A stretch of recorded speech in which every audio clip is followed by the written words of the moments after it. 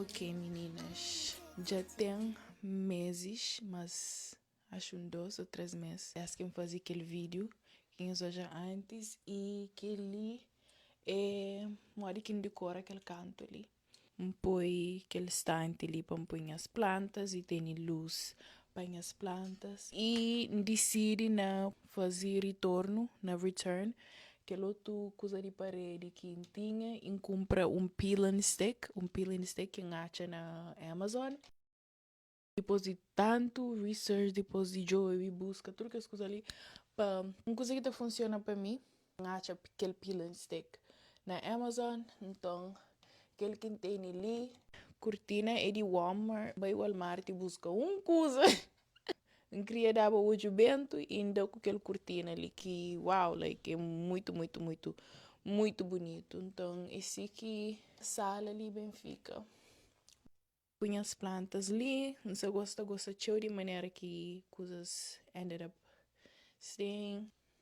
E para casa de banho, compra pó também na Walmart que bota extende para tipo tranca na parede e põe cortina também que acha lá Walmart no mesmo dia para moer de Amazon que estava então prefiro hoje coisas like in person então acha que ali que apresenta trocar como tu like I don't love it mas é assim que casa banho fica.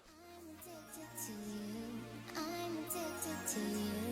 I'm addicted to you. You're my addiction.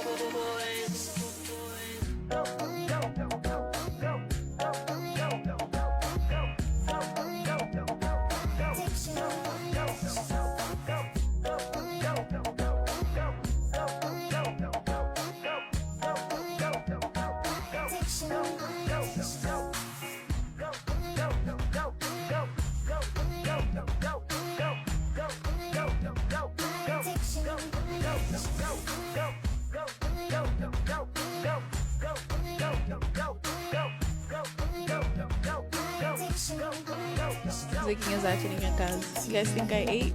I think I ate. I was gonna put my interior design skills to work. I put my interior design skills to work, okay? Period.